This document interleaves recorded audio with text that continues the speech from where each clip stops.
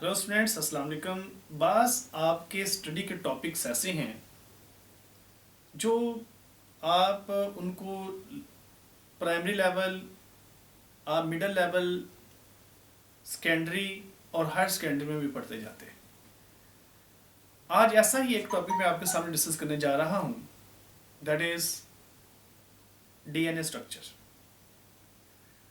तो ये जो डीएनए का स्ट्रक्चर है, इसमें भी एक प्रेजेंटेशन का चक्कर आ गया बीच में। इसमें भी डायग्राम है, इंपॉर्टेंट डायग्राम है, आप उसमें बनाएंगे। इसको double helical model of DNA भी कहते हैं, वाटसन और क्रिक का मॉडल भी कहते हैं।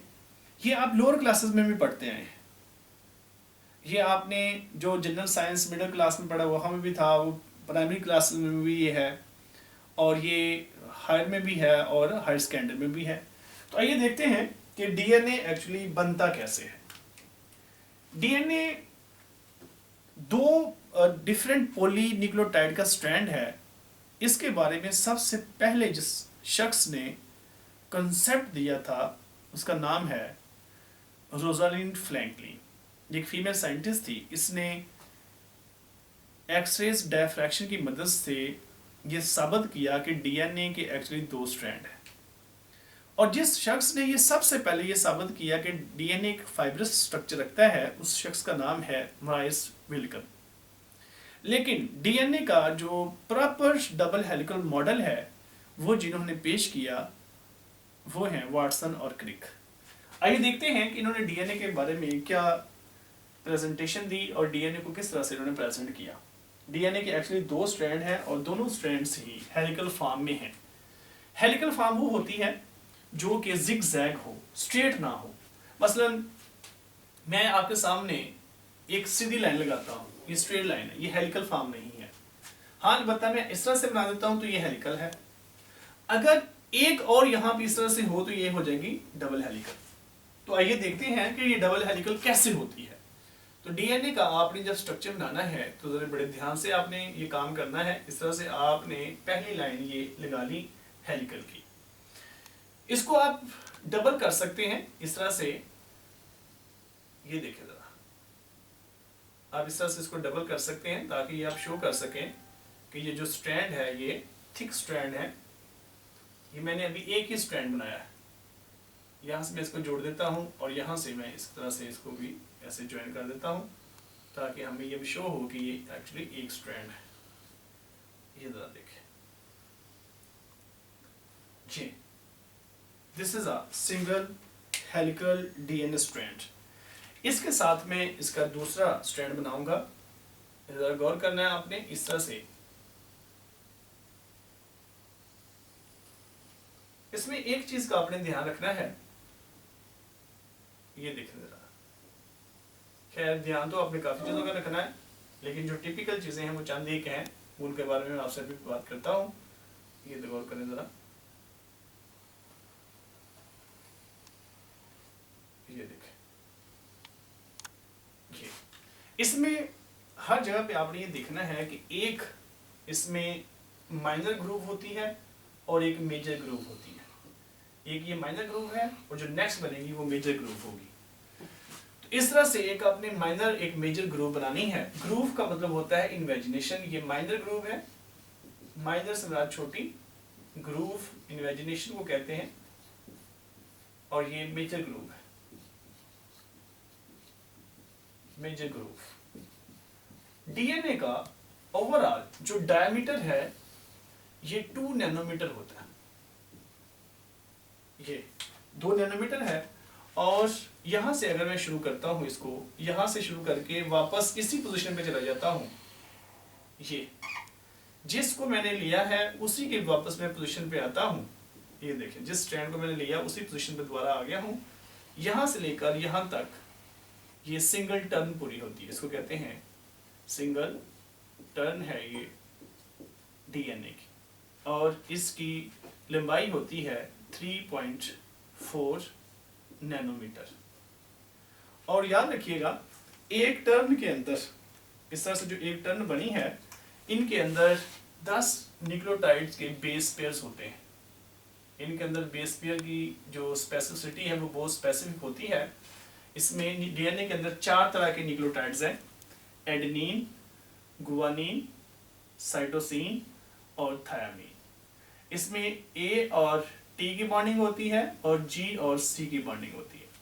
जिस जगह पे एडेनिन होगी उसके ऑपोजिट साइड पे थायामीन होगी, और याद रखिएगा जिस जगह पे साइटोसिन होगी उसके ऑपोजिट साइड पे गुआनिन होगी। इस तरह से एडेनिन और थायमिन के दरमियान में डबल हाइड्रोजन बॉन्ड पाया जाता है, जबकि साइटोसिन और गुआनिन के दरमियान में ट्रिपल हाइड्रोजन बॉन्ड पाया जाता है।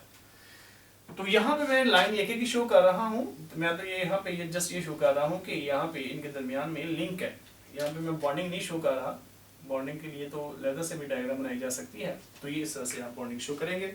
इस तरह से आप मजीद ये बॉन्ड बना सकते हैं। यहाँ पे मैं अगर दोबारा से इसी जगह पे मैं अगर थायामीन बनाऊंगा तो इस तरफ मैं एडेनिन बना दूंगा।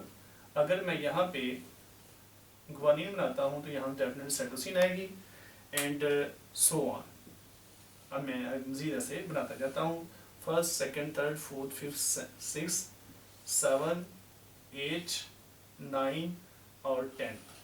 इस तरह से एक सिंगल टर्न के अंदर 10 बेस पेयर होते हैं। मतलब ये one first base, second base, ये दोनों मिलकर एक पेयर बनाएंगे। इस तरह के 10 बेस पेयर होते हैं, और 2 बेस पेयर के दरमियान में जो डिस्टेंस होता है वो 0.34 नैनोमीटर होता है, 0.34 नैनोमीटर। तो इनकी बॉन्डिंग हाईली स्पेसिफिक है। तो इसको कहते हैं डीएनए डबल हेलिकल मॉडल। क्यों कहते हैं? क्योंकि 2 स्ट्रैंड हैं और दोनों ही हेलिकल फॉर्म में एग्जिस्ट कर रहे हैं। So it is called as DNA double helical model. इसमें ये दोनों एक दूसरे के एंटी पैरेलल होते हैं। मसलन यहाँ पे अगर मैं ये शो करता हूँ कि ये 5 प्राइम है तो ये 3 प्राइम होगा, और ये जो ब्लू वाला है दूसरी तरफ ये 3 प्राइम होगा, और ये ब्लैक वाला जो है ना वो 5 प्राइम होगा। मतलब इस तरह से है ना, एक स्ट्रैंड मैं ऐसे बना रहा हूँ, फर्ज करें ये ऊपर से नीचे है, ये 5 प्राइम है, ये 3 प्राइम है। दूसरा भी ऐसे ही होगा, ये देखें जरा, ये 5 प्राइम है तो ये 3 प्राइम है, लेकिन दोनों की डायरेक्शन ऑपोजिट होगी, यानी कि दोनों एक दूसरे के एंटी पैरेलल होते हैं। मतलब ये इस तरह से फर्ज करें ये 2 स्ट्रैंड है डीएनए के, ये अगर दोनों एक तरह से हैं तो ये पैरेलल हैं। अगर इनकी डायरेक्शन इस तरह से नीचे की तरफ एक ही हो जाएगी तो ये दोनों एक दूसरे के एंटी पैरेलल हो जाएंगे। तो इस तरह से ये एग्जिस्ट करते हैं। ये 5 प्राइम और 3 प्राइम एक्चुअली ये शुगर है, ये राइबोज शुगर, ये कार्बन के नंबर हैं। डीएनए के अंदर जो शुगर पाई जाती है वो होती है डीऑक्सी राइबोस। डीएनए को हम कहते क्या है, ये डीऑक्सी राइबो न्यूक्लिक एसिड है। तो डीऑक्सी क्यों कहते हैं? क्योंकि इसमें डीऑक्सी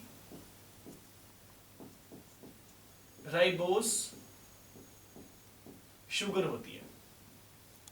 तो राइबोस शुगर 5 कार्बन शुगर है। अगर उस शुगर में से, इस शुगर का फार्मूला इस तरह से, ये रिंग फॉर्म में इस तरह से ये बनाते हैं हम ऐसे, इसमें इस तरह से 5 कार्बन है। तीसरा कार्बन नंबर 1, 2, 3, 4, कार्बन नंबर 5। इस कार्बन के ऊपर यहाँ पे OH होता है, यहाँ पे H है, यहाँ पे H, यहाँ पे OH, यहाँ पे H, यहाँ पे OH, फिर यहाँ पे H है, और इस कार्बन के साथ यहाँ पे CH2OH है। ये जो आपके सामने शुगर है इसको कहते हैं राइबोज शुगर। ये पेंटोज शुगर है 5 कार्बन वाली। अगर इसके कार्बन नंबर 2 पे यहाँ पे सिर्फ H हो, एक ऑक्सीजन कम हो, तो इसको नाम दे देंगे हम डीऑक्सी राइबोज, डीऑक्सी। तो डीएनए के अंदर ये पाई जाती है, जबकि आरएनए के अंदर होती है राइबोज। इसी वजह से उसका नाम है ribo nucleic acid, ribo nucleic acid, RNA. RNA के अंदर जो शुगर है वो राइबोज है, जबकि डीएनए के अंदर डीऑक्सी राइबोज है, तो इस वजह से इसका नाम। तो यहाँ पे चेन के अंदर 5 प्राइम इस वजह से है कि इधर कार्बन नंबर 5 है टॉप पे, और इसको 3 इस वजह से कहा है क्योंकि इस तरफ कार्बन नंबर 3 टॉप पे होती है, ये वाली। तो इस वजह से ये 3 प्राइम और 5 प्राइम यहाँ पे लिखा जाता है। इसकी डिटेल हम डीएनए के स्ट्रक्चर में डिस्कस करेंगे। जब हम डीएनए का ओवरऑल स्ट्रक्चर डिस्कस करेंगे इसको खोल के हम बयान करेंगे कि ये दोनों एक्चुअली स्ट्रक्चर कैसे बनी हुई हैं, इनके अंदर ये जो बॉन्डिंग है किस तरह स्पेसिफिक है, उसमें हम इसकी डिटेल डिस्कस करेंगे। तो यहाँ पे आपने इसको बनाने की प्रैक्टिस भी करनी है। ये सेकंड ईयर, 10th क्लास और फर्स्ट ईयर तीनों के लिए इक्वली इंपॉर्टेंट है। तो अपना बहुत ख्याल रखें। अल्लाह हाफ़िज़।